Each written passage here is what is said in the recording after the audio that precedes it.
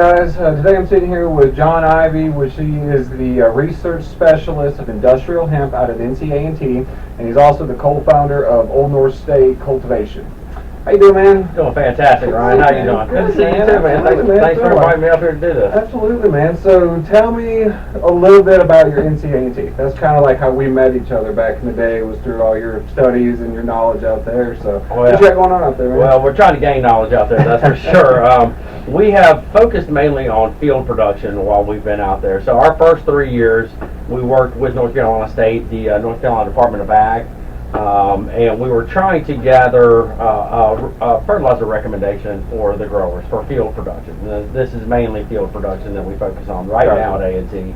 And then this year we started our first variety trial at North Carolina A&T State University, and we are also doing an amendment trial, which is focusing solely on organic compost, a control, cover crop, and then the blend of all of those, so cover crop, compost.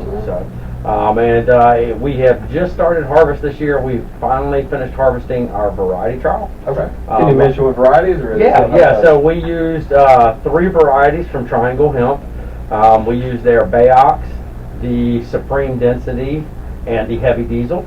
Okay. And then we used from Carolina Canna, we used the Bozo, the Turpleberry, and they're going to kill me. I don't remember the third. These names are given to you. I know. I like the Turpleberry though. And then we used from Carolina Canna also their Spectrum, and then from Old North State we used Therapy. Nice one. And we've used the Spectrum and the Therapy continuously since we started this venture back in, I guess it was 4 years ago. God, it has been that long. It has. Man, it's been a while. Crazy, dude. I know. It's been a very interesting ride when it comes to industrial hemp. Well, in the beginning it was just huge, man. It's like, there wasn't a lot of people in it. It was nice where you could still make money off of it. Now there's just, it's crazy. The first 2 years were interesting. Unfortunately, I do feel that a lot of farmers, because of it being such a new industry, were taken advantage of by situations where they were promised something, and then that's not exactly the way it worked out.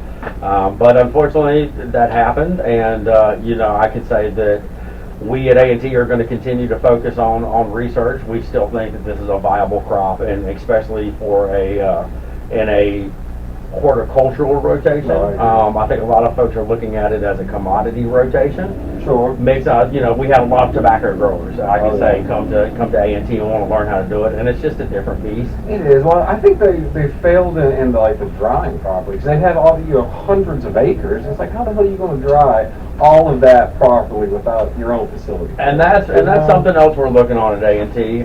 We did look on drying and curing. But we're not really comparing methods. Okay.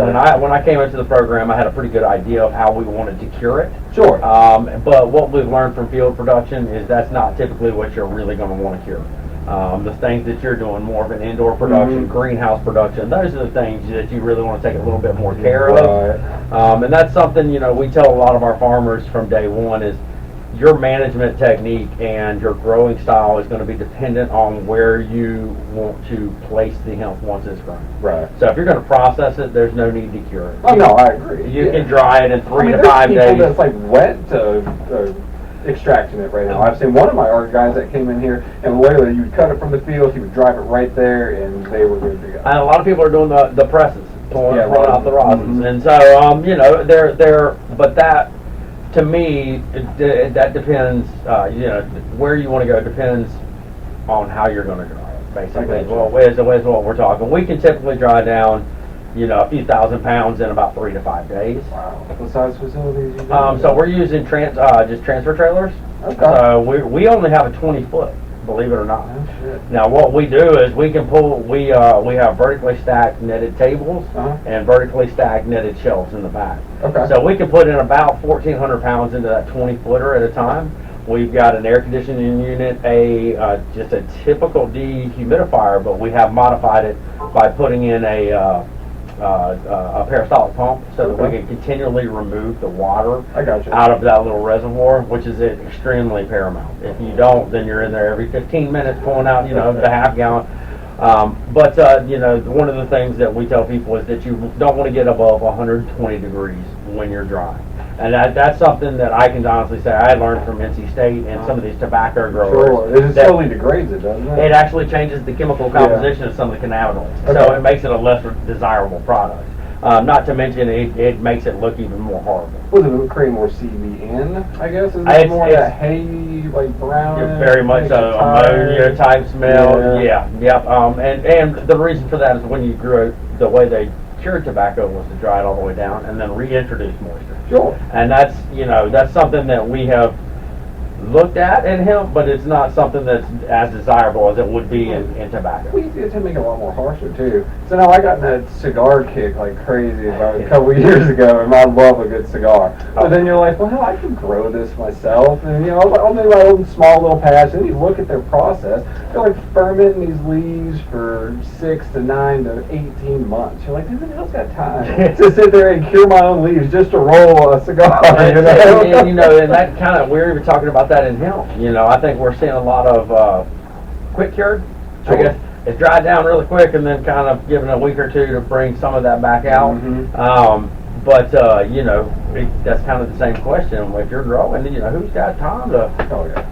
You want to get your product out there. You don't want to have to wait 6 to 9 months to get every harvest out. Especially you got pounds of it. Oh That's a lot of work. That's a whole lot of work. I mean, I remember that machine we brought out there. And it's like that's like the only way you're going to do a field and make it, even feasible on trim time. Oh, we hand trimmed at A&T our first year's production, and we only did for the fertilizer trial a third of an acre. Okay. So I mean, you're only talking roughly 500 plants. Now I say only, that is a lot. And I mean, we hand trimmed the entire outdoor crops. It would turn out, I think it was right around 825 pounds our first year. It took us it took 4 of us. There's only 4 of y'all? Oh yeah, trimming. Yes, yeah, 4 of us. It took us, I think, 3 weeks at 10-hour days, 5 days a week. I mean, and that's not even clean. Oh no! Just doing a quick by the end of it, you're just kind of whatever. Everything you see is a bud. I got home and hugged my daughter, and she looked like a little bud. It's just So there's a lot of, I think, and I don't know if you've discussed this or not, but there's a lot of considerations that you need to think of when you're getting into an industrial hemp production, depending on the size of what you're going to do. Sure. From indoor to greenhouse to field. The choke points that we see in field production used to be planting, but with water wheels and different planting techniques, that's not as hard. Harvest, drying and curing. Oh, that's always the most. Harvest, it takes 8 to 10 people, roughly 8 to 10 hours, just to cut down an acre and move it. Then after that, you've got to consider: are you hanging whole plants? Are you bucking the buds before you dry them? How much space do you have? I can tell you that the farms that Old North State worked with last year, we ended up using 2 500-foot chicken houses to dry them. I mean, that's how, and thank God we had access to them, because we severely underestimated how much was going to come down. We had a great. Did you cut them off the plant, or you we had plants? to. No, we had to. Put them on racks? Yeah, we put them on racks, and then when we ran out of the racks, we ran line down the middle of them and cut the bigger buds, or the bigger stems off the main stalk, and hung those. I mean, it was just ridiculous, and we ended up having to go rent, 4 commercial dehumidifiers on top of the 4 we already had, because we were filling it up, and you don't want to rot, you get detritus. Well, that's and unfortunately in North Carolina, if you're doing field production, what Ryan said, botrytis, I can almost guarantee that you're going to have some form of it, be it from the spores or be it from the corn earworms or just other caterpillars that are going to burrow into your bud, eat it, and then once that botrytis sets in, you're going to be bringing it into your curing house. The good thing about that, though, is typically in the curing houses we don't see it spread. Once the plant is cut down, typically that infection dies with it. You will see a slight spread, because it's slowly living on the plant too. It is. But in a drying facility, if you're bringing that moisture down and to under 12%, 3 to 5 days, that means it's only got 3 to 5 days to live on the plant. And really, it's got less than that, because once you're, I think, relieve about 50 to 55% of the moisture, Okay. that infection really just I got that. Well, it ceases. means it likes high humidity anyway. That's It how that does. stuff always spreads. That's why the first night is the toughest, and that's you've got to understand when you're clear cutting acreage or even quarter acres, third acres. When you bring it in, you're going to introduce so much humidity into that environment in the first night that we recommend running whatever dehumidifier or dehumidifiers that you have all at full strength. Oh, you have Most of them knock them down to 30% is about as low as they'll register. Okay. Knock them down to that, and like I said, figure out a drainage system, because a lot of these reservoirs, even in the commercial ones, are 5 gallons. You're going to run through that. 30 to 45 minutes. Sub pump in there. That's the only other option. And that's what the other thing is, a sub pump with a lay flat hose that you can run out of the facility and dump it right out. Yeah, you have to do something like that. Yeah. Oh, that's nuts. But those are the big. That's the big things I think as far as growing outside of production. Sure. That we see most farmers have an issue with is how to dry, how to process it from the field into their containers that they're drying in. Especially if you're creating, smokable hemp, you've got to have good quality flower. Nobody's going to want it. And like I said, I think most of our farmers are not growing out in the field smokable flower. No. I think most of them are mainly producing processable biomass, and I hate that word, processable flower. But I think we do have some greenhouse growers that are curing, and they're doing a really, really fine job of it. Good. And that's a whole different beast. Oh gosh, yeah, man. I mean, you can grow in greenhouses versus outdoors, night and day difference. Anybody who's walked into a shop can tell the difference, and it's even between greenhouse and outdoor, and then greenhouse and indoor. There's even a contrast there. Absolutely. I know there is. Yeah, speaking about, we were talking about harvesting and stuff. My buddies from up there, Yakin Valley, they were throwback to the first podcast. They were on there with us, and I just saw there were 5 greenhouses out there were harvested. My buddy Nick's just like, dude, that's a lot of damn work, man. You had to hire trimmers to come out there and help him. Understands, like, commercially, man. Indoors is different than commercial growing. Well, it is, and that's that whole scaling up, and it sounds like those guys are doing fantastic, which is really good to hear. If they're using 100-foot linear feet greenhouses, they're pulling down. Shit, I'd imagine they probably got 250 to 400 plants. Yeah, a lot of plants out there. Yeah, that's crazy. Yeah, and did he just do the outdoor cycle and just rode it with the lights? No, they just threw up some hoop houses out there. Okay. That's what they threw up. They have Yakin Valley Hemp, their CBD shop, for like downtown Elkin. Yeah. So they live out on the farm, and it was like, man, well, why not? So they finally got their license, because they've had their shop open for a couple of years, and then now this was their first crop for their own processing. Because they do like that rosin pressing and stuff, so they make good quality stuff. Yeah, and that's that.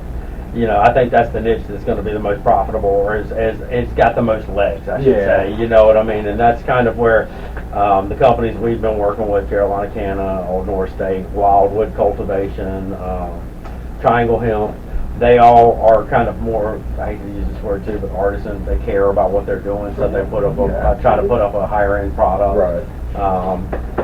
Yeah. Well, you gotta care about what you're growing. If you don't, why are you doing it? That's the way we look at it. It's definitely not quick cash. It's not, and that's kind of going back to what we were talking about. I think a lot of the farmers were sold that this was the new cash crop, and for an industry that wasn't developed, I think that's a really short bill of sale, and I think that's where a lot of folks kind of went wrong. Yeah. They expected. They went huge that first year. I mean, I saw farmers that did 70, 80 acres. Without having a place where they knew they were going to put it. There were no contracts at this time. Right. We've come to find out a lot of these contracts, not all of them, there are definitely some reputable companies out there, but a lot of these contracts aren't worth the paper they were written on. Right. They would get you to buy that genetics, and they promised they'd buy it back from you. And then there would be some kind of loophole that was not in the contract, like, well, your CBD was below 14%. Yeah, it wasn't even in there. Yeah, exactly. Or the biomass was not, blah blah blah. And that's been a tough hill to overcome, but I do think that the CBD market is going to increase, and that's why we're still focusing on the research at A&T, and I think that's why you're still still in it, and that's why our company, you know, this is our third year, so we're still going strong. The farmers we're working with, although we've downsized a little bit as far as acreage and because we had done mostly field production. Now that we're in greenhouses, that's a pretty set ratio. Right. You know, once you get that dialed in, we're trying to do a perpetual harvest. Nice. Where we're harvesting about every 2 weeks, Okay.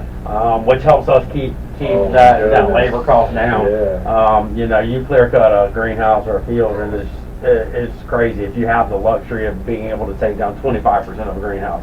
Say 100 plants instead of 350. It's gonna be a whole lot easier. It's a lot more bearable. Yeah. You know. Exactly. So, I got a question for you. Yeah. Have you applied for your new license yet? Through our company, they've already done all that stuff. So Okay. they went through the like FBI check and fingerprints and all that fun stuff. Okay. Have you already done yours yet? I've submitted for I've sent off fingerprints. Now they said 3 to 5 weeks, but when I called, they told me it could take 5 to 7 weeks. Okay. So almost 2 months. Sure. But now's the time to do it anyways, because I mean, you're not going to plant nothing for another... unless you got your greenhouse up and running. See, that's the main thing. Yeah. And so we've been in contact with them. It's been a little bit of a different situation for me because I'm able to maintain a research license and a private license. Okay. But now with the USDA, I'm not sure I can do that.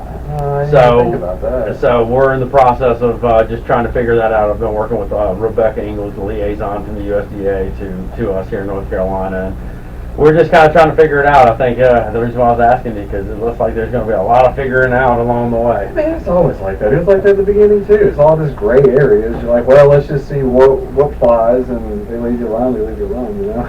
Yeah, well, you know, I think some of the bigger changes that I'll mention just while I've got your platform. Yeah, absolutely. Well, you know, one is there's no application fee, but as Ryan mentioned, you do have to go through an FBI criminal background check, so you do have to supply fingerprints, and then it takes a while to process. They send it back to you and to the USDA. There is now a lot design, so what that means is that you cannot intermix different varieties. They have to be specifically designated in your field or in your GPS location. Oh, I see what you're saying. Like, you can't plant every other plant's a different one. Like, you have to have spots. Like, this is Spectrum, this is Auto, this is... Everything, exactly. Which is going to need to be labeled, tagged also, just as, I guess, an ease for them. But to me, the biggest change is they're not going to be sampling. It's up to us to get a sample. And we have to get a sample within the last 30 days before harvest. Okay. So it's my understanding too that they have baseline levels on a lot of the varieties, so they'll know if you test prior to the 30 days. I see. So there's some things to be very cautious of. I think even like week 4, I mean that's because if you got an 8-week variety, and as long as you're not growing any of those longs 12, 14, but your problem is going to be those outdoor growers. Oh yeah, and they're usually going to be 10 to 14 anyways, even on an 8-week indoor. So, and that's very true, and that's what we at A&T, and I'll share this. The North Carolina Department of Agriculture tested us 2017? Mm-hmm. They tested us, our first year of research. But after that, we've been testing it the whole time in-house as well, CBD and THC. And y'all measure that like almost daily, right? Yeah, we see changes. We did. This year, we only did 3 time points. So we did onset of flower, which basically was first flower set when we could see it to see where the CBD was. Then we did a 30-day. So we did 4 time points: 30-day, 15-day, and then harvest. So you got to find out when like cannabinoid production starts then, right? Mm-hmm. So is it usually, because I know usually when you flip on a photo period, those first 2 weeks are usually finishing their stretch, and then they start to develop. Week 3 is when you can really start to see it. So is it right when you see it? That's where it deforms? That's the earliest that we've been able to detect. Okay. We did test, the first year we tested veg during vegetative growth, and then we also tested during that 10 to 14 day transition period, and we could find no change in what was there. So it looked like what the seed had, the genetics had, was there until you started seeing actual flower on it. And now can you share like what percentage levels they were? It depended. It was completely strain dependent. Okay. So the Spectrum, which is a much longer finisher, it was a little bit higher in there. They typically but out about between 10 and 12%. Okay. If you let go for the full 9 to 10 weeks, Mhm. they were right around 2.2, 2.5. Really, they had that high, Mhm. that young. Yep. Interesting. And Well, then you see, and the THC was it was a .00 something. so it is was almost real- minuscule Yeah. at that age. Yeah. Okay. So, and obviously they're both cannabinoids, so the THC and CBD, for those of you who don't know, are directly related. So Correct. as THC goes up, CBD goes up, and vice versa. And which that makes sense though, because I mean the only reason THC even exists is to coat the seed. So you would Correct. think more THC production would always be towards the end of the plant's life anyway. And it so that is. makes sense why there wouldn't be that much that early on in flower. And another thing to think about too is that for those of you who do not know, the THC and CBD concentrations are higher up on the plant you go. So the plant finishes from top to bottom. Okay. So that's why a lot of growers, indoor growers, will take the tops off and then leave the bottoms for an extra 2 or 3 days Sure. just to finish off. Mm-hmm. And so that's another just another thing to think of. So when you're getting private testing done, make sure that you have a uniform sample for them. If you're sending it off, if you're only taking your tops, Mhm. then you're just getting that top range. So you want to get? I like to mix in, Okay. so I'll do a homogenized, which I'll take top, medium, and then bottom, Mhm. and mix them together into one. Okay. I'll do one for the top, one for the medium, and one for the bottom, and Oh, that way okay. I've got a baseline, so I can either then harvest 2/3 of the plant, leave Yeah, some that finish, makes sense. or if the whole plant is at a good spot, then I'll just cut the whole thing down. Okay. Yeah, that makes sense. That's a good idea. I'm thrifty. I'm not a rich man, so when I'm sending off for $75 to $125 Yeah. test, I want to make sure that it gets done. I get the information that I need. Sure. No, that makes 100% sense. That makes sense. What I would say. So, what are your thoughts on this medicinal bill they're trying to push?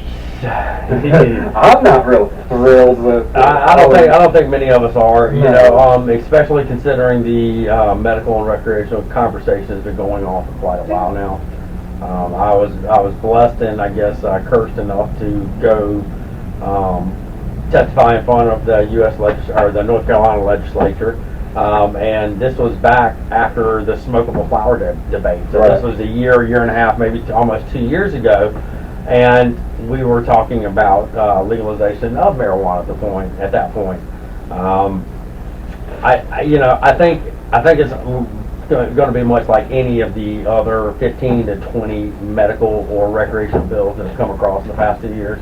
Well, they keep getting shut down like every year. Like it'll make it through 3 to 4 committees, and then it never goes to a Senate vote. And we were very hopeful that 2 bills ago we had a Republican majority leader sign on and co-author the bill, and we were really hoping that was the one that was going to go through because that's the first time we've had a Republican that high up in the party come to the realization of like, hey, this is silly. And a lot of us, and I'm sure you included, have been very hopeful after seeing what Virginia did. Oh, I know. Well, my problem is, I hate to say it, is that North Carolina doesn't do anything until they see a loss of revenue. Look at the lottery. Virginia had a lottery. They've seen all these billions of dollars going across the border. But our problem is that if they don't fast track it until past 2024, it's going to be that long before anything happens here. And I can tell you this, that Virginia is already, they had said 2024 for the sales of production of marijuana. They are already looking at dispensary laws. They have looks like a lottery or a $35,000 application system set up already. I know, it's getting me too. But they're looking at, like I said, a $35,000 application fee or a lottery system in Virginia. Okay. Which means if they pass that, well then that looks at by the end of 2022. Okay. Which means Virginia will be a fully functional medical recreational state by the end of 2022.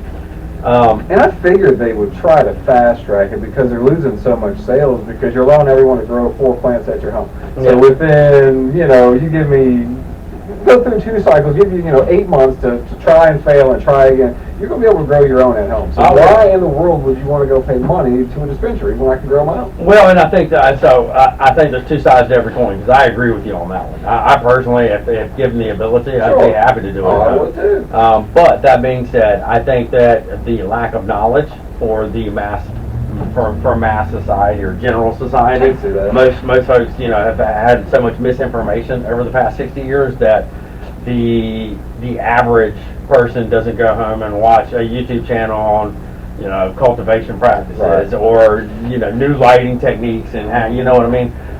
So I think they were kind of banking on that. Okay. I think that, from what we've heard and talking with some of the folks there, lawmakers, policymakers, law enforcement, is that it was kind of like, okay, we're going to do this, and we know that there's not going to be much production because you have to actually have a Virginia driver's license. So what that means is like people like yourself, you can't just go up there, rent a place, and then start. You've got to wait 1 year to get your license, and they figured by that time they would have a better system figured out. I think that they saw the way the law was originally written here in North Carolina, or the bill was originally written, which was that that we believed that this would be the creation of tens of thousands of jobs in this industry. Sure. Millions, if not $billion worth of tax revenue over the next 5 years, and that this would be a perfect way to help the impoverished and the ones most affected by this prohibition. Right. And I think that was something that was not originally written into the way Virginia wrote theirs, but I think they saw that and realized that North Carolina hopefully is getting serious about that. I can say myself, some of the lobbyists, other researchers, private industry representatives like yourself, we've told policymakers and lawmakers here in North Carolina that if we don't do this, we will lose millions. Like you said, just look at the lottery. People will drive 45 minutes an hour over the border to Virginia just to do this. Yep. And and the other thing is keep your eye on Tennessee and South Carolina. Yeah, they're next. I think South Carolina is real close to passing.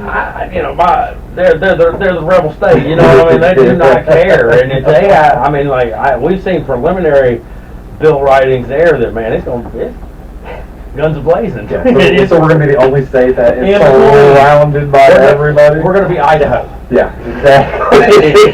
Jesus. Nobody wants to be Idaho. I'm to Idaho. It's a beautiful state. I'm not trying to offend anybody in Idaho. Hey, I grew up in Arkansas, man. I understand. There you go. It's beautiful, but there's not a lot going on. Right. Absolutely. So do you think, now I know we were talking about, not on here, but about the medicinal here. Were you telling me they were trying to, what licenses was it for? Is it for growers or was it for dispensaries? So it's an all-inclusive, the way it's looked at right now. It would be a fully vertically integrated license. Okay. So it would be mainly what they're saying right now is for dispensaries. Okay. But they want those dispensaries to be the tip of a vertically integrated company. So they would be growing their own for the dispensary. Yep. So they're only going to have 10 in the state. So far, that's what they propose. Okay. Well, because of we're going to have to change zoning laws. So this is like you're going to have to look at municipalities doing this as opposed to just a company. I got you. Right. So let's say you wanted to apply for one of these, you would. It's our understanding. This is part of the reason why we're going to start this conversation tomorrow, actually. Or I'm going to start it with them so I can understand better. But it appears that, if you want to, then you would need to find out where your store is in relation to where your production is. Make sure that, I think they have to be in the same county. Okay. So I would have to grow here and then approach Greensboro Planning Board and see if they would rezone a spot for a dispensary. And if they would, then I could then apply with a letter from them saying that they would. Then apply, but then the flip side of that is the way I understand it, and please, this is the way I understand it. This is not God. We're not lawyers. We don't know. This might not even we're be correct. Just talking. Yeah, this might not even be correct, which is what I'm hoping to find out. But is that the processing facility, if you process it, also has to be in that county. Okay. Which, in all honesty, that's not terrible, but who's it going to benefit is the problem. Well, I know of 4 companies in the state of North Carolina that are fully vertically integrated. Okay. And they go from genetics all the way to processing to shelf. Okay, and this is a hemp facility here. Okay. Yeah, there are 4 hemp facilities that are fully vertically integrated here in the state of North Carolina. And so I think what they were looking at is if there's only 4, we're not going to open up 50 licenses and then have 30 of them just be sitting there. We would rather make it a little bit more competitive, but also recognize, because those 4 companies, and I'll be honest, they've been there since day one. Okay. They've weathered this storm. It's not fly by night, just settle. Yeah, they went in for 1 year and then they were gone. Not at all, not at all. And I think it's beneficial because, I'm much more apt, and this is my personal opinion, to buy a product from someone who's totally vertically integrated. Like I would much rather buy a tincture or a topical from a company I know that grew it, processed it, didn't ship it out, didn't farm it out, and we do have some good processors in the state that you can if you're not fully vertically integrated. So I'm not saying that by any means, but for me and just in general, when we started this conversation and when me and you first met many moons ago, we were talking about, I think companies that will make it will be fully vertically integrated. And you have to be. That's the only way. Because I mean, it's hard to outsource it because you're so far. Number one is your quality always going to be the same? Are you going to get that same strain? Did somebody enjoy the way this tasted, the way this worked versus a different cannabinoid structure in a different plant? That was the main thing I see when I first started my oil company. It's like you almost have to grow your own to stay consistent. Right. And then you try to get too big. Well, then we're like, well, shit, man, these bottles aren't all going to taste the same. They're not all going to work the same either because every strain has different cannabinoid properties. And that's a big part, like you said, R&D. Yep. And that's we've been lucky at North Carolina A&T State University too. We are doing a little bit of oil extractions. We're not doing very heavy productions right now, but obviously it's a much more shelf-stable product. So for us to want to be able to test it down the road, say in 10 years when we've got, when maybe I'm still there, maybe I'm not, maybe the program's taking on, who knows. But the next round of undergrads comes in and they're like, well, we want to see what the difference is in 10 years of hemp production in North Carolina. Absolutely. They can actually test and you've got all the research, everything's there, so they can actually compare from year to year. Try to rebuild all of this research that we lost over 60 years of prohibition. Even though it wasn't for this particular plant or variety of this plant, it's just like I was talking about with Henry Ford, built his first car out of hemp products.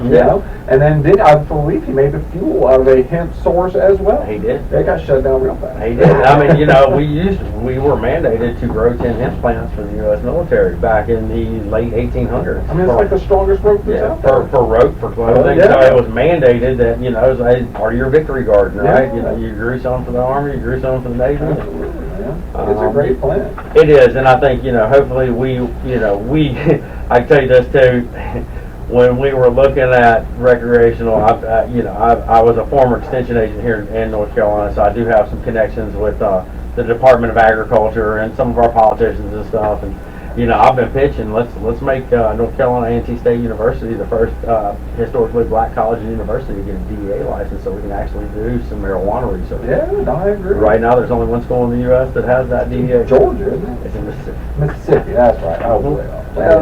That's where the original 213 came from, So. Yeah, that's right. But we'll see.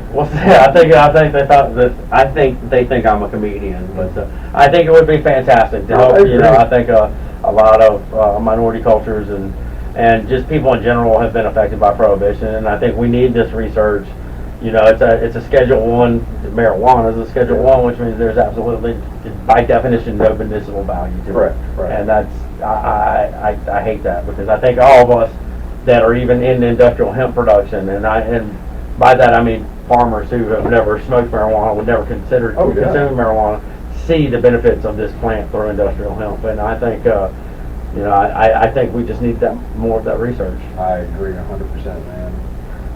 So tell me about, I know you guys did research on nutrients. Didn't you do a study on, does nitrogen increase THC content, or does different nutrients increase the THC content? So we looked at it, but it was not officially part of our research. Okay. Because we had capability of in-house testing, we were able to kind of just extrapolate from the data certain things that we saw. We saw that none of the nutrients really had a noticeable reaction to THC production.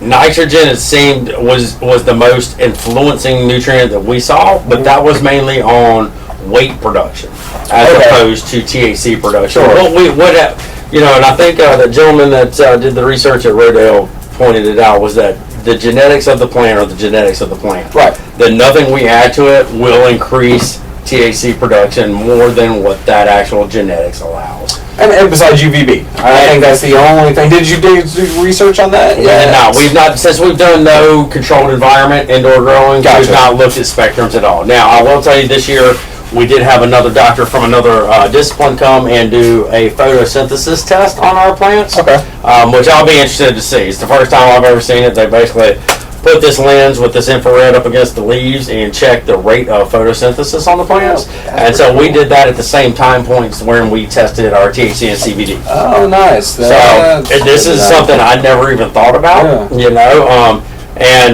So we're excited to see that. But like I said, the main thing was the nitrogen. But even then, for us in the Piedmont, we never got above, we went up to 200 pounds. Okay. So we did 0, 1, 152. Okay. And because I knew right around 1 was where we were wanting to be.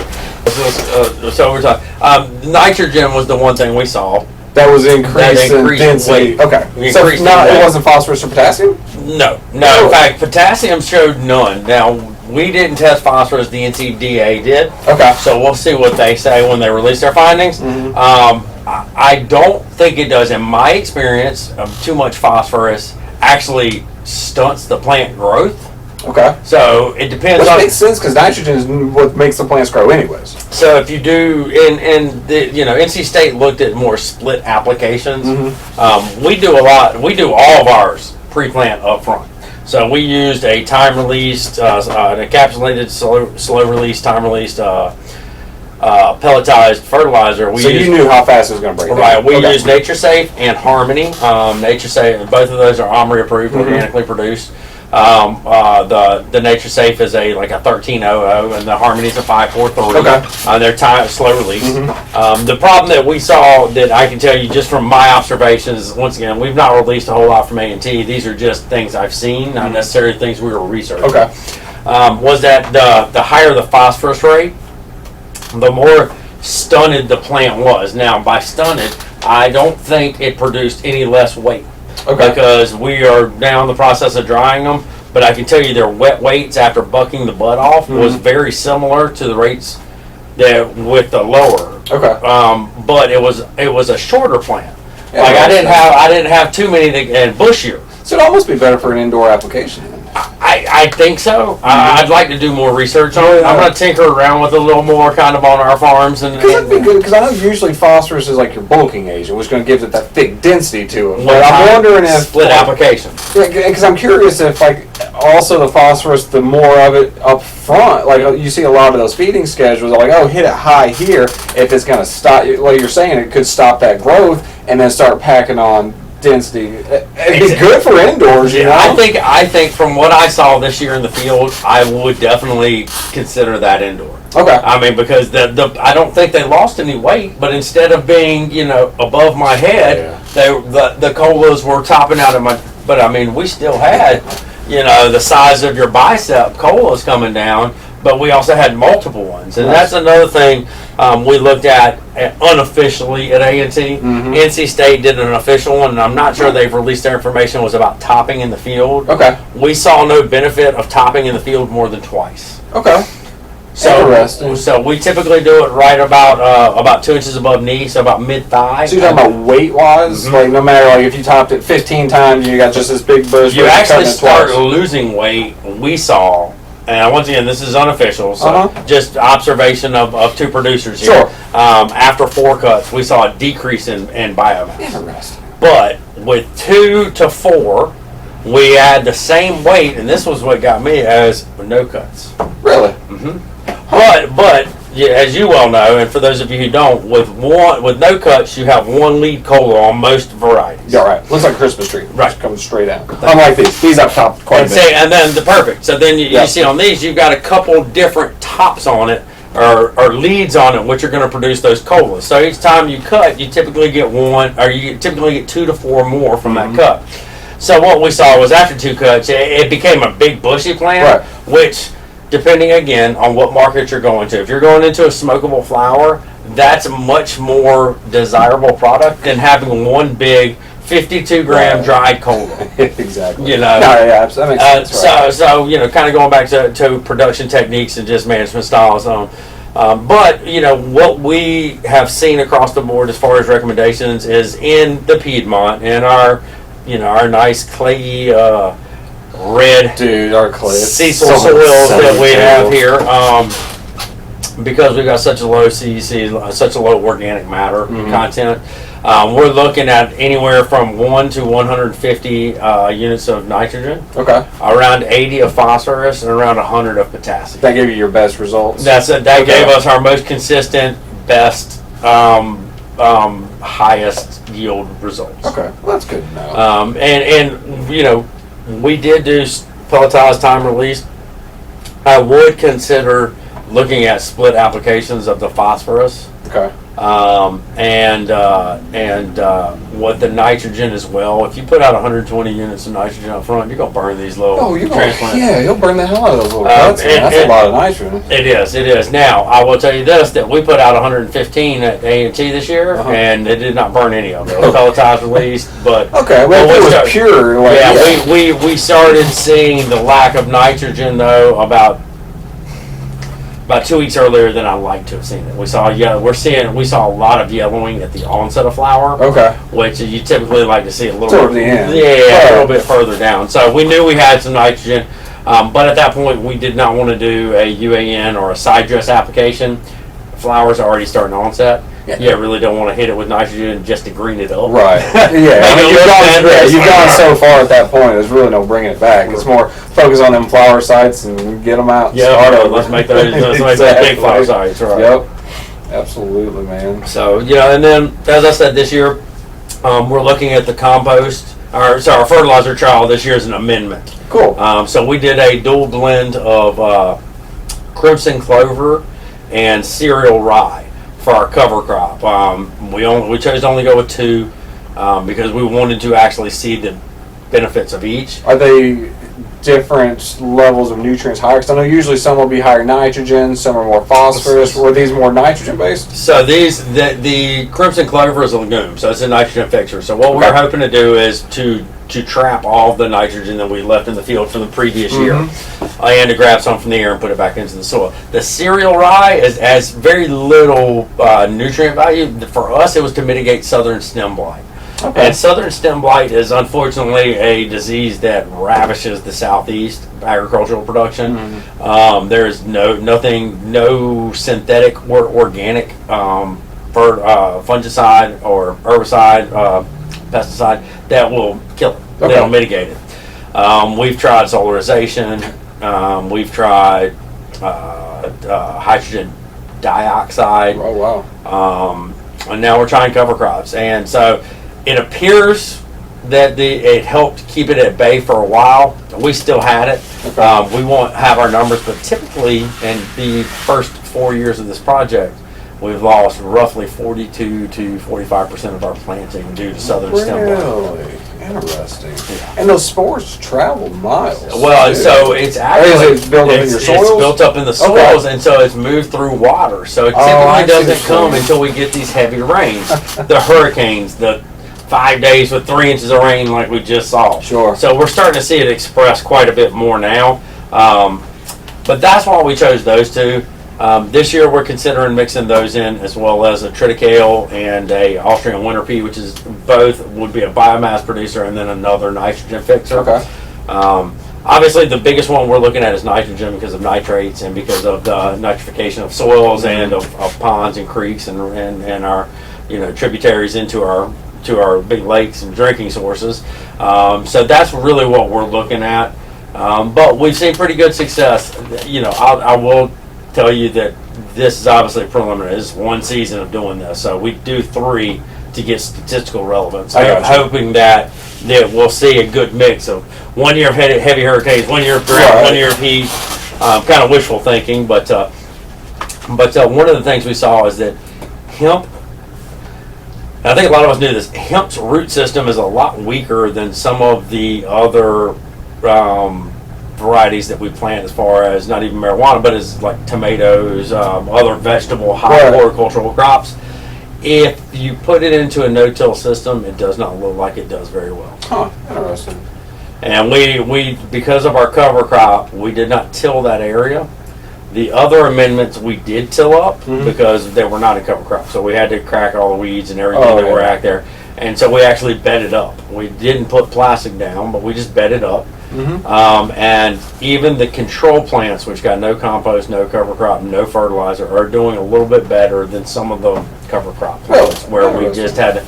And it was excuse my French here, it was a bitch to plant. Our water wheel, and for those of you familiar with the water wheel, it's got a V shape that pokes down into the soil, releases a little bit of water. You're sitting behind it. You put the plug in, and the tractor pulls you on down. So you're just literally just reaching down, putting it in a hole. Our water wheel was hitting like that and not going in.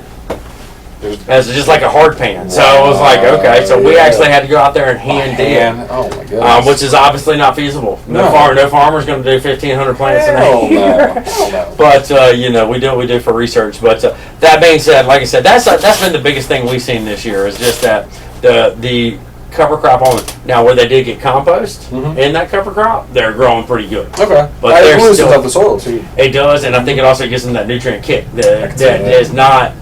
With cover cropping, typically you don't see the advantages or the reclamation nutrients for about 2 years. So we'll That see makes if this sense. upcoming season. It's got to break down. It takes forever for that. So to break down and be available for your plants. Exactly. So we'll see. I'm excited though that we have decided to focus at A&T more on organic production, which was a big thing that I wanted us to do was focus, which is why we've used only Nature Safe and Harmony.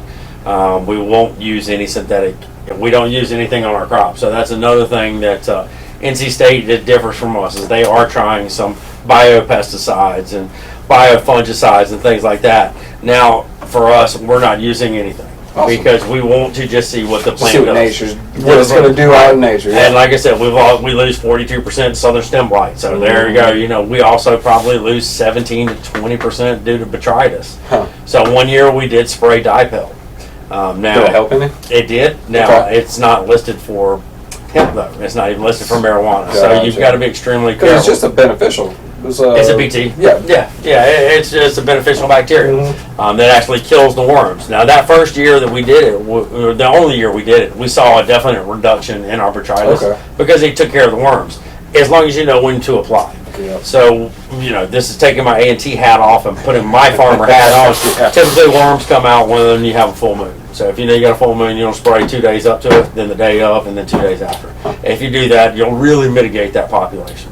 Or if you've got fields of corn or people around you that have corn, like big corn production, as soon as they cut, those corn earworms like to come out and then come right over into our crops.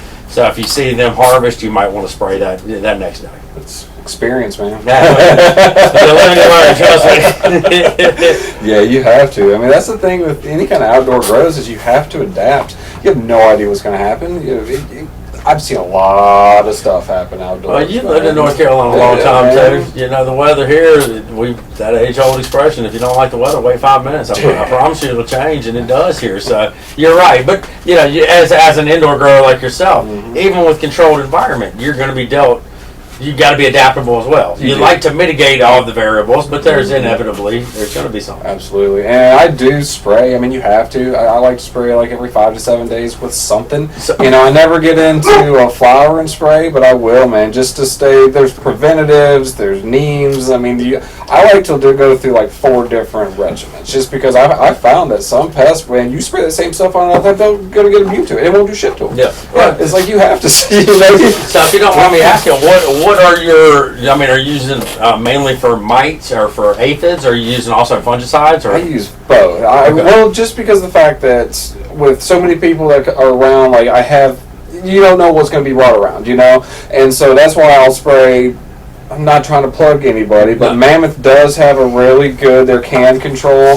Man, that stuff is, if you don't have any insects or fungicides, it will help prevent them. As long as you spray it on that new growth, dude, it's amazing stuff. But I like to use that. I've ran into a PM problem once, and one of the few things that sodium bicarb, it works, or potassium bicarb, not sodium. Yeah, potassium bicarb works amazing, and it gets rid of that stuff. Yeah. And I still old school Azamax, you know, just kind of throw that in there. It's just a decent neem oil. Yeah. So. But yeah, you got to stay on top of stuff. Well, it's easier to prevent than it is to cure. And say that was, that's one thing. Like out in our fields, we, I don't know if you got any wood around here. We've not had an aphid or a mite problem. That's awesome. We did have russet mites one year, but I think that came in off the plants because we've not seen it since. Well, we don't ever see that in North Carolina is the problem. Now we're getting all these cuts from Cali, from Colorado. They're bringing all that stuff. Russet mice, broad mice. We didn't have that. We never had it. We had spider mites. That was it. That was it. They were a bitch to get rid of. Oh, yeah. At least you knew when you had them. Yeah. Right. And I mean, that's what, kind of one of the reasons why I was able to choose. And, first off, I work with those companies, Carolina Canada, Triangle Hemp, Old North State. I work with these companies, and I have for the past 4 to 5 years. But we also wanted to focus on not using, and I'm not knocking this, but out-of-state varieties. Sure. Okay, genetics. These were varieties that were brought to the state. Now, obviously, Bayox, Spectrum, they were not North Carolina bred plants. They were brought here and very well adapted. So because of that, they started breeding off different ones, as well as a lot of those companies. I know we have at Old North State. I know Carolina Canada has, and I'm pretty sure Triangle Hemp does. Other genetics that we've not released out into the public yet, that we wanted to climatize or to test and see, because getting these things from Colorado, they might have, it might get 98 degrees out there, but they don't have 100% humidity at the same time, So we saw a lot of instances that first year with a lot of the Colorado varietals that didn't work as optimally as we could. Okay. So these are these that we're using in our variety trial at NC A&T are bred by North Carolina growers, bred for North Carolina environments. Also for us, and this is, I think, just smart for us, but they're all within the Piedmont. Nice. So Triangle Hemp's in Durham, Carolina Canada's in Madison, and Old North State's here in Greensboro. So you've got 3 in the Piedmont. We did reach out to, I would say, probably 18 growers and providers of genetics that we were aware of, from all the way from the Appalachians down to the East Coast. We went that whole route, and we only got a few companies that were willing. We're seeing a very big decline in genetics production. One of the bigger ones that I found through NC State, that I had not met the folks yet and was able to meet them, they switched over completely to fiber. Really?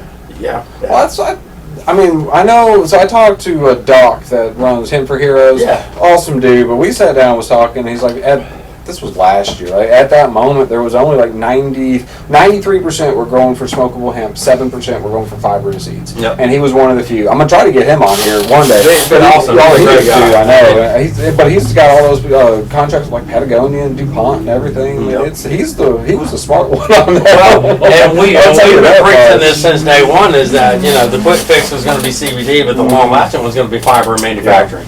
Now that they've been doing that hemp Dobie, and seeing the differences between hempcrete and hemp Dobie, and just knowing that we are a textile state. I know. We were built on textiles. Now, I mean, you go to NC State and you see it everywhere there. The brick, right? The brick was a textile that we made, and that's why everything is brick down at NC State. So I mean, and you see this. I think. Once again, it kind of goes back to what we were talking earlier. I think rolling it out as this is the next big cash crop. Everybody got a little too gung ho. I think so too. Plus, and this is not. This is merely an observation, that this is the first time I have ever seen, and that I've talked to with researchers, ag agents, farmers. The first time I've ever seen the universities ask the farmers to do the research for us. Oh, wow. If you think about that, Yeah. right? Well, there's just so many of them, all in different atmospheres, different climates, different everything in North Carolina. You know, because you got the mountains, you got out there towards the coast, you got the triads. Well, so we have research stations everywhere, right? So the universities, the 2 land grants, which are charged with doing the research for the public.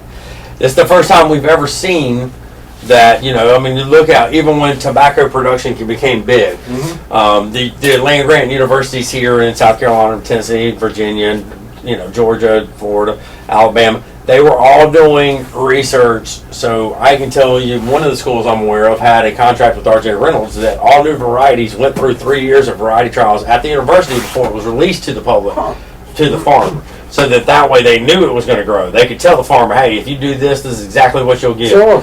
And the corn, same way. That's why you got Pioneer. You got, you know what I mean? So you have all these different companies, Delcab with the Declab with the soybeans that pay top dollar to universities to do that research so that the farmers don't take the hit. Makes sense. This is the first time that in modern agriculture that I can recall, and that the folks I've talked to can recall, where we shared the responsibility. Huh. We didn't really put it on them; they didn't put it on us.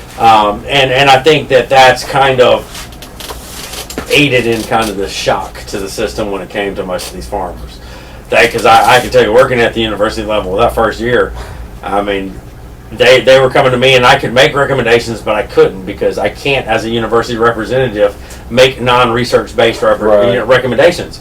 So I'd have to tell you, be like, guys, hold on, let me take off my A&T hat and put on the outdoor state hat. But that's, you know, and I'm grateful that I've had the experience and knowledge to kind of do that. But I think a lot of farmers didn't have access to that. Okay. I mean, it makes sense, man, for sure. And especially, I mean, it's a totally different plant from growing tobacco to a hemp cannabis plant. It is nowhere near the same plant outdoors like they go through, you know? And that's one of the reasons why I kind of mentioned earlier, we look at it at A&T as a horticultural crop, not as a commodity. Because if you think about it that way, horticultural crops are more your blueberries, your strawberries, your fruits and veggies that require a little bit different, require more attention. Whereas a commodity is a true, you know, all right, you plant it, you know, right around this date I'm going to need to do an application of something, a pesticide, fertilizer, you know. It's a little bit less intensive, but the price point's lower too. So it's one of those trade-offs. You know, what system are you used to? What equipment do you have? That's the way you should grow it. Speaking of price and prices drop, what are they getting for a pound now? I haven't even looked for a pound.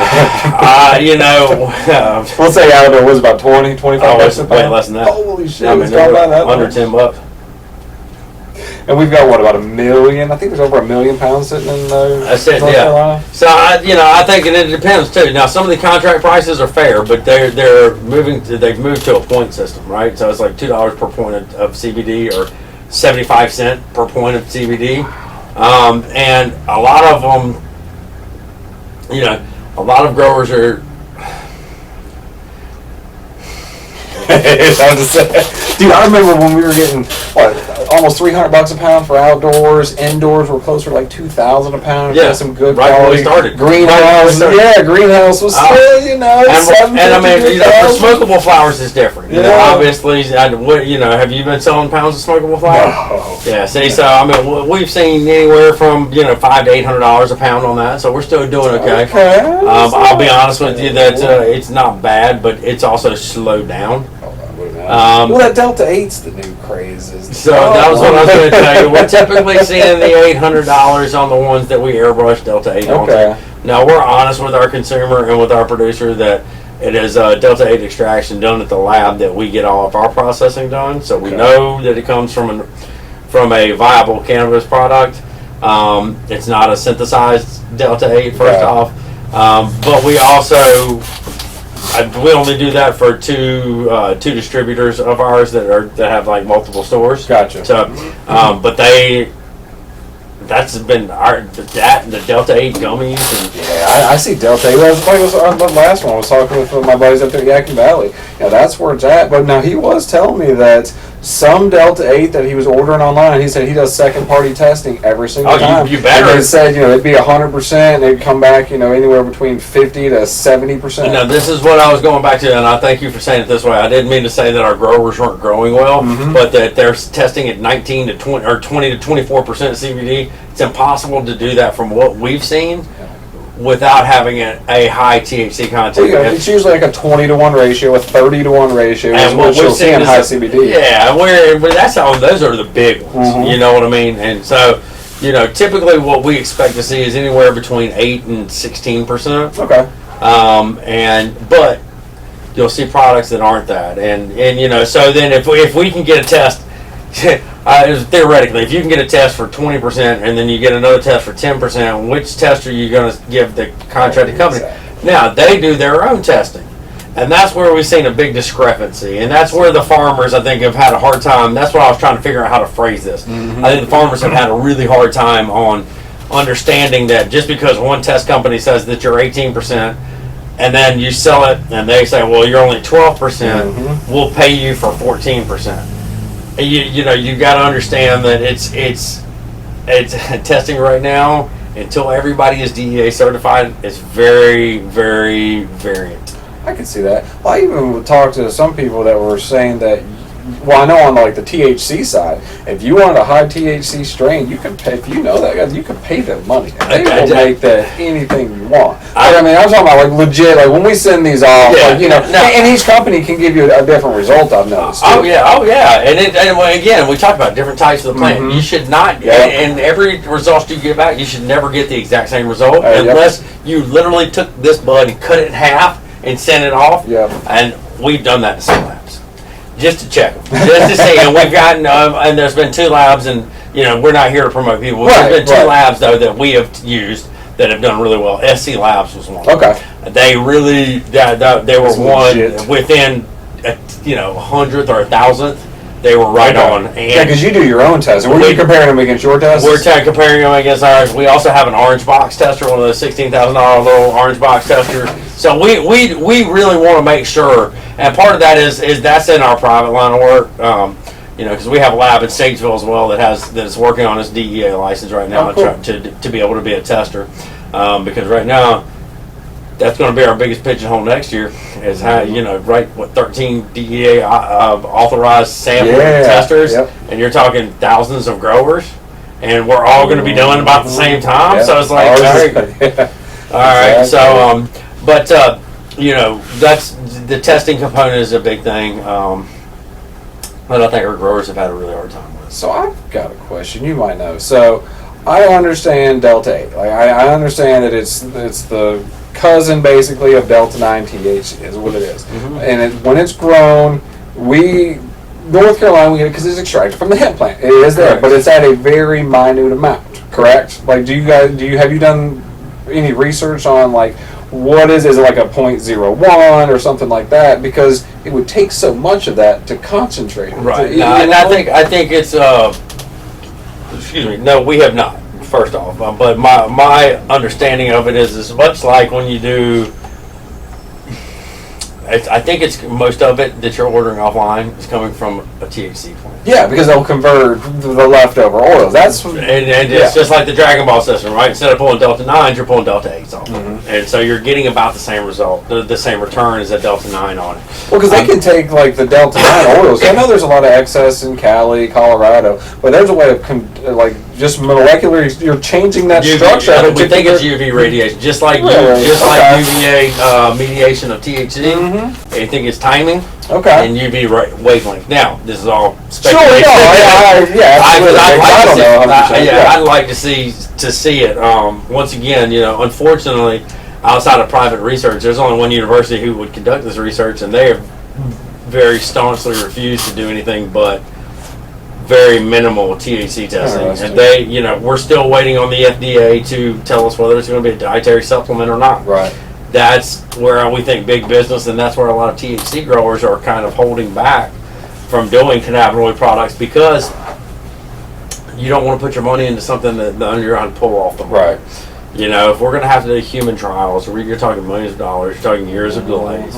If it's a dietary supplement, you're talking about this being rolled out within the next 6 months. Okay. So I think that's a huge thing. Now, I do also think that Delta 8 is a fad.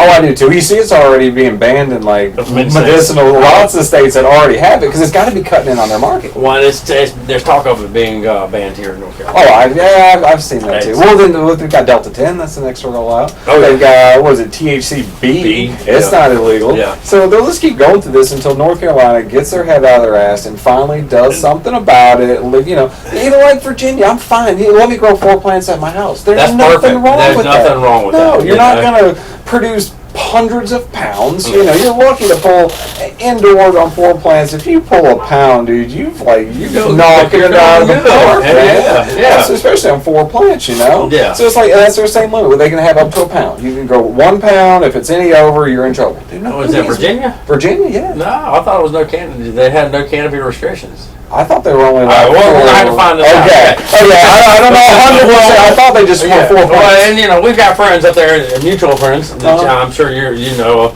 that are doing the caretaker thing, right? So they've got multiple drivers. Right. Now I've heard that's kind of like that gray area. And it is. And you know, how do you know until you try? You know, do you want to wait on them? They've given you the green light, but you know, folks that would most benefit from marijuana or from cannabinoids that don't know how to grow it. I don't, you know, our friend is like, I don't want them to have to wait 2 years to get the benefit. Yeah, exactly. 2 years of pain that I feel like I'm kind of causing them because I can do it for them if they just let me do it.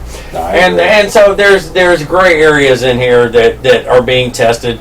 Yeah, thank God for him. I guess every movement needs a martyr. Got that. I'm not I've got a platform. I'm not a martyr. So, but you know, I think that North Carolina is beginning now. I can tell you, we've seen these bills coming up a lot more, which is encouraging. We used to see maybe 2 or 3 a year. Yeah. They would kind of get laughed aside. And like you said, they'd get one committee, 2 committees in. The last one actually passed the rules committee, which is I saw that. The legal committee. You know, the legality committee is the way we like to look at it. If it made it that far, that's 4 committees. It's getting really close to being voted on. But unfortunately, you know, a lot of this is semantics. I don't like the way it's worded. Yeah. You know, like the last medical bill was only for paraplegics, Parkinson's. I mean, it was like AIDS and cancer. Like seriously, people that obviously need it, but there's a broader spectrum of people that could benefit from it. And, I agree. We don't want to exclude anybody just due to political reasons. Yeah. No, I agree 100%. And I still feel like they should allow you to grow your own on a medicinal level. It's like if I'm using this as medicine to go in my body, why can't I grow it myself? So what I've learned, and you know, I'm probably as your podcast gets more and more popular, I'm probably going to get some death threats on this from pharmaceutical companies, but it's big pharma. I mean, I hate to say it, it's such a big lobbyist that, you know, when the North Carolina Hemp Growers Association started and got their lobbyists and sent them up to the Hill here in Raleigh and then the Capitol Hill and stuff, I think the biggest thing we saw was that, like, he's a fantastic dude, by the way, awesome, but he was lost in the mix up there because pharmaceutical companies had, you know, 1,500 guys like him that could then do 1,500 different things, whereas we're focusing on one, you know. And that's a big thing, you know, and that's the other thing to remember, and I'll probably catch some flack from this. This is John Ivey's opinion, not North Carolina. We're in the Bible Belt buckle of the U.S., and we're a very conservative state. Yep, always have. We're a very law-abiding state, and for 60-plus years, we've been told that this is wrong, that this is illegal, and until the legality is lifted, it's going to be hard for, and even once it is, there's going to be a high percentage of our community. Dry counties. I mean, come on. There's only one left. Oh, there's only one left. Okay. As far as I spent my birthday in that weekend. My birthday week in that county. It's up at Montana Village. Oh my goodness. But yes, I mean, case in point. You know, when we went down, and I think you went down for us for the smokable debate. You might not have, but they were trying to ban smokable flower in North Carolina, and I was testifying, and we had other private farmers, friends of ours, that were testifying. But we heard a sheriff of 32 years. This is an elected official say that if we did not ban smokable CBD flower, that we are effectively allowing illegal drugs, sex trade, guns into our schools. Because it took away their ability to search cars. Oh, of course. They always want a way into your car. Always. That's the easiest, right? And so that is something for us to consider, that it's not just even people in society that are like, this might not be good, but elected officials were put into place by people who shared that opinion. Yep. And I understand what your thought process is. I don't agree with it. Yes, correct. But law enforcement has seemed to be working with us very well. And like at A&T, we've invited law enforcement at our private farms. We have law enforcement day where we like throw some hot dogs on, have some Gatorade, we invite them out. This is what we're doing. Here's all of our paperwork. If you guys ever have a question about any of this, please, you ever need a place to do paperwork, come park right here in front of our field. Exactly. Turn your light off, your interior light on, and just sit there and do your paperwork. Take your nap, whatever you want to do. Just, hell, if you want to leave your car here, if you take your personal car home over the weekend, just leave it parked there. And we've seen a very good response from most of our law enforcement here in the people. That's good, man. Absolutely. Well, John, it's good having you out here, man. I do appreciate it. You guys, don't forget to like and subscribe. Come check me out. We're going to have some more videos coming up, more podcasts, more just informational videos. Y'all have a good one.